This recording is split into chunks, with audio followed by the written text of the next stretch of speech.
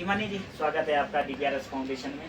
Thank you sir. सबसे पहले तो मैं आपके इस फाउंडेशन का बहुत ही तहे दिल से धन्यवाद करना चाहूँगी कि आपने हमें यहाँ पे आमंत्रित किया। तो देखिए बच्चों, हमेशा कहते हैं कि जो आज का युवा है वो हमारे देश की रीढ़ की हड्डी माना जाता है। तो आप भी हमारे बच्चे हैं, हमारे देश की आन बान शान है। कल आप ही में से कोई एचएएस बनेगा, आईएएस बनेगा, आईपीएस ऑफिसर बनेगा।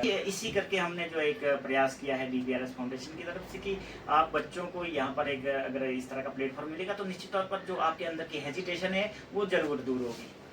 तो इसके बारे में भी हम जरूर जानना चाहेंगे कि कितना आपको इस पर प्रभाव पड़ेगा और कितना कॉन्फिडेंस लेवल आपका हायर होगा, उसके बारे में भी आप जरूर बताएं। पर लेकिन उससे पहले आप अपना अध्ययन के बारे में बताएं, किस तरह का आपका स्टार्टअप रहा है और कहाँ तक का आपका लक्ष्य है।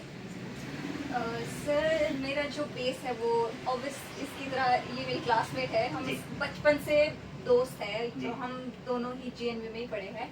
उसके बाद मैं जीएनवी में ज़्यादा स्पोर्ट्स में नहीं रहती थी बिकॉज मुझे खेलना पसंद नहीं था और मैं ज़्यादा कल्चर में रहती थी। मुझे डांस का बहुत शौक है।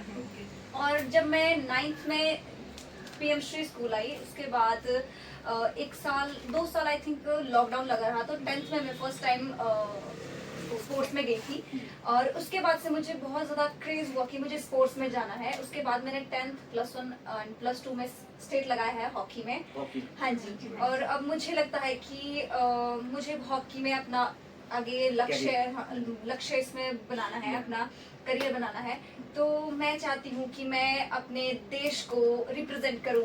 वेरी गुड, बहुत अच्छी बात ये है। मेरा बहुत बड़ा ड्रीम है और मैं चाहती हूँ कि मैं अपनी पीठ पे अपने इंडिया का नाम भी लिखाऊं। Very good, very good. देखिए तालियां हो जाए हिमानी शर्मा के लिए। तो देखिए, अगर आपने खुली आंखों से सपने देखे हैं तो निश्चित तौर पर वो साकार होंगे। तो उसके लिए अगर क्या हम हर समय डीपीआरएस फाउंडेशन आपके साथ तन मन धन से खड़े रहेंगे और हम शुभकामनाएं देना चाहेंगे कि आप अपने लक्ष्य को जरूर अचीव करें, जिसके लिए हम प्रयास भी कर रहे हैं। और जो डायरेक्टर हैं सीमा मेहता जी, वो भी हमेशा प्रयासरत रहते हैं। तो आपके उज्जवल भविष्य के लिए शुभकामनाएं। पर लेकिन आपके जो लाइफ में रोल मॉडल हैं, जिस तरह से स्नेहा शर्मा के इनके माता जी हैं, तो आपके कौन रहे हैं? सर मैं एक ऐसी फैमिली से बिलोंग करती हूँ जो कि मिडिल क्लास है। बहुत मिडिल क्लास भी नहीं कह सकते बट अप्रॉक्स मिडिल क्लास। जी, बिल्कुल। तो सर हमारे जो माता पिता है वो इतने एजुकेटेड नहीं है कि वो हमें कुछ आगे बता सके। लेकिन मेरे जो माँ बाप है उन्होंने मुझे इतनी कमी नहीं रखी है जितनी उन्हें खुद महसूस की है। उन्होंने मेरे सिस्टर्स को भी, मुझे भी, सबको मतलब प्राइवेट स्कूल में पढ़ाया है, जबकि वो खुद इतने नहीं एजुकेटेड हैं। बिल्कुल सही सो कहा। सर जो मुझसे जो मेरी एल्डर बहन है वो बहुत ज़्यादा स्पीच देती है और वो बहुत ज़्यादा फ्रैंक है। अगली बार हम उनके साथ भी हो रहे हैं मिलना चाहिए। तो सर सबसे पहले जो मेरी बहन है, हिमांशी नाम है उनका, वो सबसे पहले उन्होंने हमारे इसमें स्टार्ट किया था कि वो स्पीच बोले। तो मैंने मतलब उनको देख देख के हर एक चीज़ सीखी है। और जो मेरी उससे छोटी बहन है रुचिका, मैंने उनको देख के भी सीखा है। तो मुझे लगता है कि जैसा बड़े करते हैं वैसा ही छोटे सीखते हैं। तो फिर मेरी वैसे तो माँ बाप तो ऑब्वियस है ही मेरे रोल मॉडल, लेकिन जो मेरी मेन रोल मॉडल है वो मेरी बहनें हैं। बिकॉज मैं अगर मेरी बहनें नहीं होती तो शायद मैं आज ये ना होती। बिल्कुल सही कहा आपने। अगर बड़ा बच्चा अगर कहीं अच्छे मार्ग में जा रहा है तो छोटे को जरूर उसमें एक रीस भी होती है कि नहीं, मुझे इससे आगे जाना है। तो वो आपने बहुत अच्छा, देखिए बहुत अच्छी बात की, आगे बढ़े। तो सर मैंने उनको देख के सब कुछ सीखा है और मेरी बहन मुझे बहुत ज़्यादा मोटिवेट करती है कि तुझे ये चीज़ करनी चाहिए। और हाँ, तो आपकी बहन का नाम हम जानना चाहेंगे। मेरी जो सर सबसे बड़ी बहन है उनका नाम नीतिका है। वो उनकी अभी हाँ जी शादी हो गई है। और उससे छोटी मेरी हिमांशी। हाँ जी, उसके बाद रुचिका एंड देन मैं। 4 बहनें। 4 बहनें हैं। हमारे कोई भाई नहीं है, लेकिन मेरी बहनों ने इतनी कोई कमी नहीं रखी है कि मुझे भाई की कमी महसूस हो। तो देखिए, आप हम भी आपके लिए भाई हैं, पिता समान है, सब कुछ है। तो आपके लिए किस तरह की कमी नहीं आएगी। और 4 बहनें तो चारों दिशाओं में होगी, पूर्व पश्चिम उत्तर दक्षिण। तो आप चारों दिशाओं में अपना नाम चमकाएं और अपने माता पिता का नाम रोशन करें और क्षेत्र का नाम भी रोशन करें। गुरुजनों को भी कितनी खुशी होती है जब, ये तो बहुत बड़े आइडल है मेरे लिए जी। ये मुझे बहुत मोटिवेट करते सबके लिए। ये अच्छा।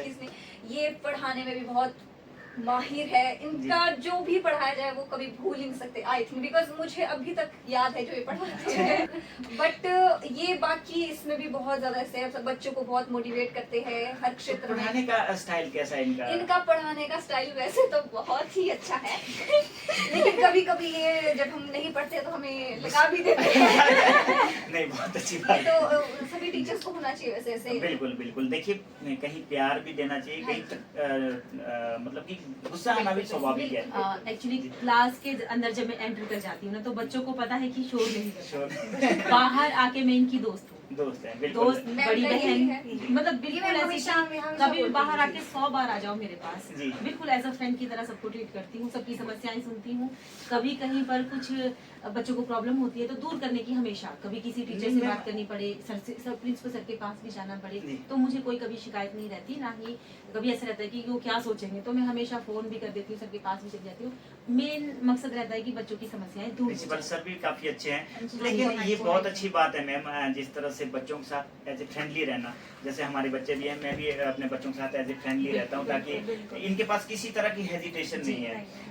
आपने कृतिका मेहता की स्पीच भी सुनी होगी, बिल्कुल, और बिल्कुल। साक्षी मेहता तो जी। खैर इससे भी ऊपर की है। हाँ तो अब कृतिका मेहता उससे भी आगे बढ़ना चाह रही है। जी जी बिल्कुल सर, ऑब्वियसली जी। वही बात आ गई ना, जी, बहन हाँ जी, बहन से जी, सीखना और बहन से आगे बढ़ना, तो बराबर यही बात है नहीं, यहाँ पे। बहुत अच्छी बात है। हिमानी जी। शर्मा जी, आपके उज्जवल भविष्य के लिए हम शुभकामनाएं देना चाहेंगे, और जो आपने एक लक्ष्य चुना है उसके लिए आप जरूर वहां तक पहुंचे। और